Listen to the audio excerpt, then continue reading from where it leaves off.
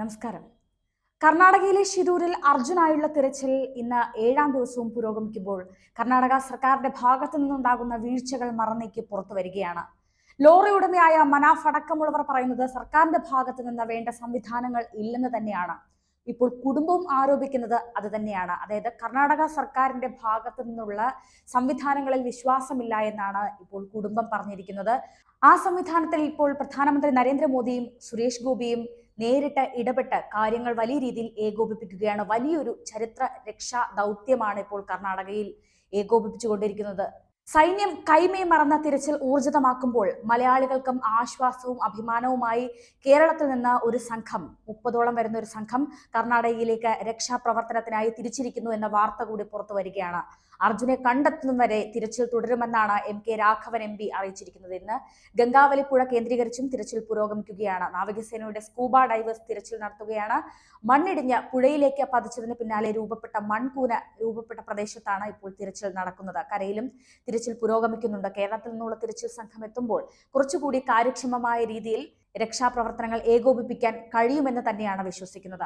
കേന്ദ്ര സർക്കാർ ഇടപെടുന്നതോടുകൂടി വലിയൊരു രക്ഷാ ദൗത്യമാണ് കർണാടകയിൽ നടക്കുന്നത്. പുഴയേക്കാൾ കൂടുതലായുള്ള മണ്ണുള്ള സാഹചര്യമാണ് രക്ഷാപ്രവർത്തനത്തെ സാരമായി തന്നെ ബാധിക്കുന്നത്. മാത്രമല്ല 20 അടിക്ക് മുകളിലാണ് ഗംഗാവലി പുഴയ്ക്ക് ആഴമുണ്ടെന്നുള്ള കണ്ടെത്തൽ.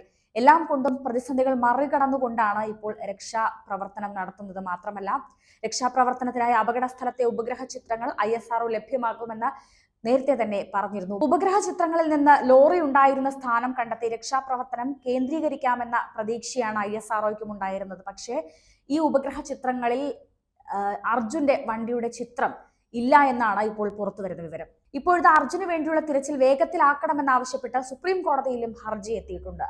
അടിയന്തര ഇടപെടൽ ആവശ്യപ്പെട്ട് അഡ്വക്കേറ്റ് സുഭാഷ് ചന്ദ്രാണ് ഹർജി നൽകിയിരിക്കുന്നത്. കർണാടക സർക്കാരിന്റെ ഇടപെടൽ കാര്യക്ഷമമല്ലെന്നും ഹർജിയിൽ പറയുന്നു. ദൗത്യം സൈന്യത്തെ ഏൽപ്പിച്ച് രാവും പകലുമില്ലാതെ രക്ഷാപ്രവർത്തനം തുടരണമെന്നാണ് കേന്ദ്ര സർക്കാരിനും കർണാടക സർക്കാരിനും നിർദ്ദേശം നൽകണമെന്നും ഹർജിയിലുണ്ട്. ഏതായാലും അതുതന്നെയാണ് ഇപ്പോൾ കർണാടകയിൽ നടക്കുന്നത്.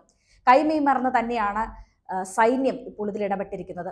ഇപ്പോൾ മെറ്റൽ ഡിറ്റക്ടറും റഡാറും അടക്കമുള്ള ആധുനിക സങ്കേതങ്ങളുമായി സൂറത്തുക്കൽ NITയിലെ വിദഗ്ധർ ലോറിയുടെ ലൊക്കേഷൻ തിരയുകയാണ്. ഉപഗ്രഹ ചിത്രങ്ങൾ ലഭിക്കാൻ ISROയുടെ സഹായം തേടി സമ്മർദ്ദമേറിയതോടെ കർണാടക സർക്കാർ സൈന്യത്തെയും വിളിക്കുകയായിരുന്നു. മന്ത്രി KB ഗണേഷ് കുമാറിന്റെ നിർദ്ദേശപ്രകാരം കാസർഗോഡ് നിന്നെത്തിയ MVI ചന്ദ്രകുമാറിന്റെ നേതൃത്വത്തിലുള്ള മോട്ടോർ വാഹന വകുപ്പ് സംഘം സ്ഥലത്ത് ക്യാമ്പ് ചെയ്യുകയാണ്. ഇപ്പോഴും 8 ഹിറ്റാച്ചുകളും ടോറസ് ലോറികളും ദ്രുതഗതിയിൽ മണ്ണ് നീക്കുകയാണ്. ഇപ്പോൾ ISROയുടെ സംഘവും ദൗത്യത്തിലുണ്ട്. നാവികസേനയുടെ 2 സ്കൂബ യൂണിറ്റുകൾ കൂടി ഇന്നലെ എത്തിയിട്ടുണ്ട്. ബെൽഗാമിൽ നിന്ന് മേജർ രജീഷിന്റെ നേതൃത്വത്തിൽ 40 സൈനികരാണ് ആധുനിക സന്നാഹങ്ങളുമായി ഞായറാഴ്ച 3 മണിക്ക് എത്തി തിരച്ചിൽ തുടങ്ങിയത്. ദേശീയ ദുരന്ത നിവാരണ സേനയുടെ 4 വാഹനങ്ങളും 20 സേനാംഗങ്ങളും SDRFന്റെ 4 വാഹനങ്ങളും 15 പേരും നേവിയുടെ 15 അംഗ സംഘവും നീന്തൽ വിദഗ്ധരും ഗംഗാവലി പുഴയിൽ അടക്കം ഇപ്പോൾ അർജുനെ തിരയുകയാണ്. ഞായറാഴ്ച രാവിലെ 7:30 റഡാറിൽ ലോറിയുടെ സിഗ്നൽ കണ്ട സ്ഥലത്തായിരുന്നു തിരച്ചിൽ നടത്തിയത്.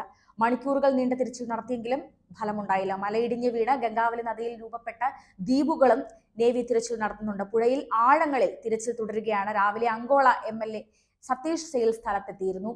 അർജുനും ലോറിയും മണ്ണിനടിയിൽപ്പെട്ട ഷിരൂർ കുന്നിന്റെ ഉപഗ്രഹ ദൃശ്യങ്ങൾ ISROയുടെ കൈവശമില്ല എന്നാണ് ഇപ്പോൾ പുതുതായി പുറത്തുവരുന്ന റിപ്പോർട്ടുകൾ. അപകട സമയത്ത് ഇന്ത്യൻ ഉപഗ്രഹങ്ങൾ ഷിരൂർ കുന്നിൽ ദൃശ്യങ്ങൾ പകർത്തിയിട്ടില്ല എന്ന് കണ്ടെത്തി. മണ്ണിടിഞ്ഞ സമയത്തെയോ തൊട്ടു പിന്നിലെയോ മുൻപോ നടന്ന ദൃശ്യങ്ങളാണ് ISROയുടെ കൈവശമില്ലാത്തത്. അപകടം നടക്കുന്നതിന് 2 മണിക്കൂർ മുൻപും അതിനുശേഷം വൈകിട്ട് 6-നുമാണ് ഇവിടുത്തെ ദൃശ്യങ്ങൾ ഇന്ത്യൻ ഉപഗ്രഹങ്ങൾ പകർത്തിയിട്ടുള്ളത്.